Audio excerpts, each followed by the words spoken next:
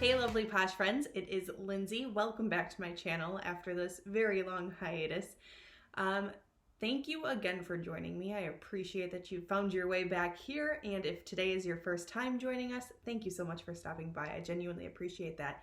You can find me over on the Poshmark app at LMW2491. Today we are going to be talking about 5 things that I have effectively stopped doing entirely on Poshmark.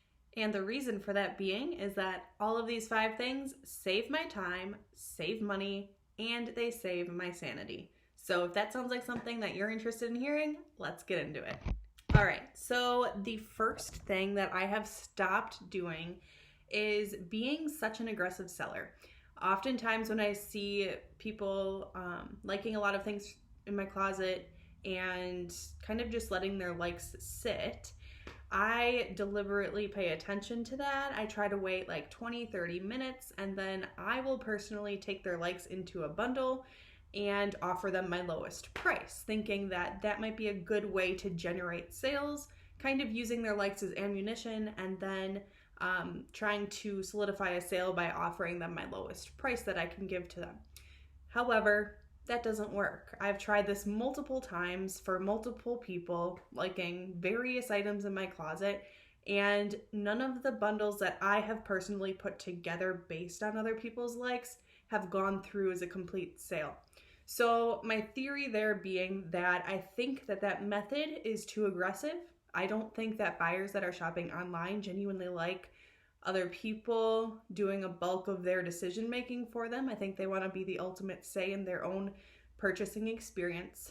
And honestly, because of the cheap and low prices that I give people after they bundle that way, or after I bundle for them, I feel like I'm kind of selling myself short by offering them such a good deal so aggressively. I think that I could make more money on those items if I just let them sell for full price or took best offer on them, rather than cutting someone such a good but also aggressive deal in that way. So I have stopped bundling likes for people. I'm letting my shoppers explore on their own time, in their own way, and if they want to bundle, more power to them. If they don't, fine. Like, I'm just gonna have to be okay with that.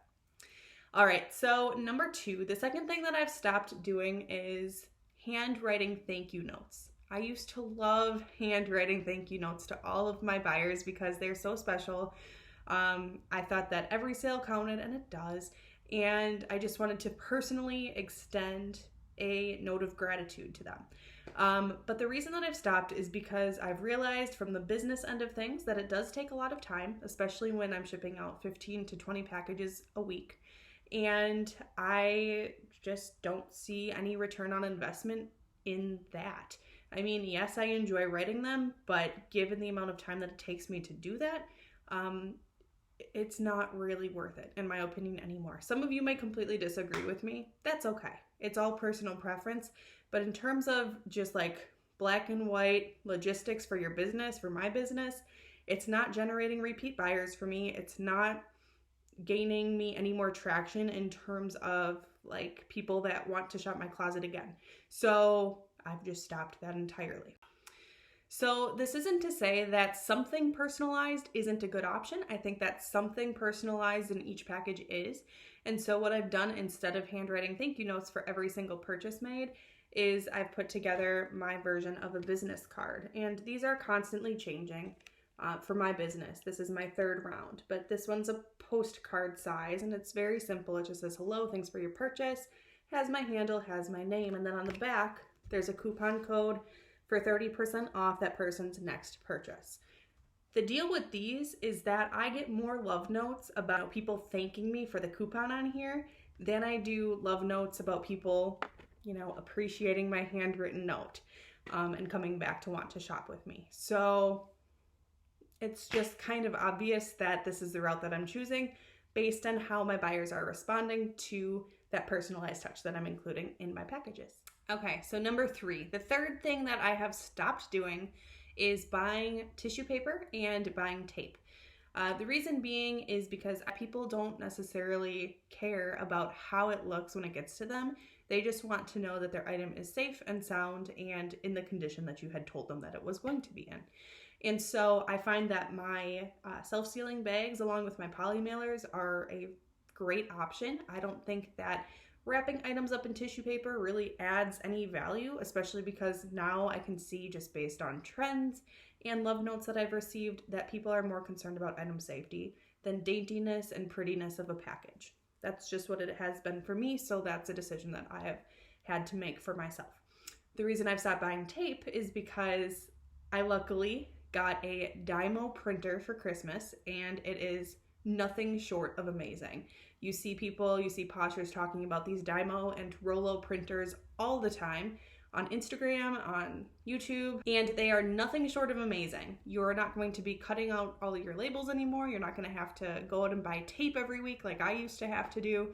No, it's such a piece of cake. It is so efficient, and it is well worth the money up front for this investment for your business if you're sending out, I'd even say like 10 packages a week. Okay, so the next thing that I stopped doing was actually kind of a trial and error type of process for me, and that is that I have stopped buying wholesale. In fact, I only have one more wholesale item in my closet, heavily discounted. I just want it out. It's not my passion in terms of reselling. So I just have made that executive decision for myself. I'm not going to be selling wholesale anymore. The main reason why is because when, especially, you don't know your vendor and you don't have experience with their products, the quality of the products that you receive sometimes isn't the quality that you should be sending to anyone who's willing to spend upwards of $10-15 on that item. Oftentimes with wholesale, their stock photos look really nice, and then you get the material or you get the garment and it's actually a piece of crap. And I don't know about you, but like ethically, that did not sit well with me at all. Plus, I don't really have the time or the desire to reach out to other wholesalers who might have better quality clothing. So I have found that for myself, I personally enjoy thrifting so much better. I enjoy the entire process. There's nothing about thrifting that scares me or that I'm intimidated by now that I've done it for so long and see the profit there. So for me, my number 4 was I have stopped buying wholesale clothing to resell. Okay, so the 5th and final thing that I have stopped doing is that I have stopped declining and countering my first offer of the day. I get that everybody's different. I get that everybody just wants to make a profit and do the best for themselves that they can. And I get that you might completely disagree with this, but let me tell you why I've stopped doing this. So from the moment I wake up, the first offer that comes my way that day, I'm going to accept. The reason being is that there seems to be a Poshmark algorithm. It's not written down anywhere. People do speculate about what goes into it and how to use it to your advantage and things like this. But you do frequently hear a lot of Poshers talking about how sales fuel sales. And I couldn't agree more. I personally see this trend in my closet, in my day-to-day sales. If I'm hitting a slump, it's a hard slump. If I'm hitting a good sales day, it's a good sales day. That's just how it is. It ebbs and it flows. And one way that I feel that I can manage and kind of take my business in the direction of success is to accept the first offer that comes my way every single day.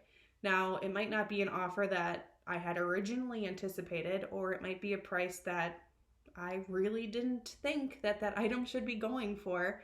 But the reality is that if I accept that offer, the chances of me making another sale or another couple sales or that day even being a really good sales day for me increases tenfold. I don't know what it is, but I know that it happens. Like, the pattern of it just makes sense. So in my opinion, let's say that I sell something for $20 on an offer that morning that I had priced at $60, but I was thinking in my mind that maybe the lowest offer I would take would be like $35-40 on it. Even though, yes, it sucks to let it go for $20, being so low, being a third of the listing price, I'm probably still profiting on that item. And if not, I'll eat the couple bucks, right? and then I'll generate more sales on top of it. So very similar conceptually to what thrifting is, where you're paying money up front to get this inventory back home so that you can list it and sell it.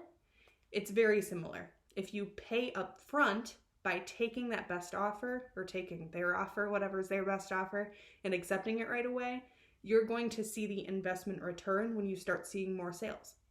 So personally, that's kind of how I like to coax the algorithm a little bit in my favor, and it has been working quite well. So there you have it. Those are the 5 things that I've effectively stopped doing on Poshmark to save myself time, to save myself money, and to save my own sanity. I think it's necessary. I think it's necessary to reflect on your business and see what's working, what's not, and just having those honest, real conversations with yourself about those things.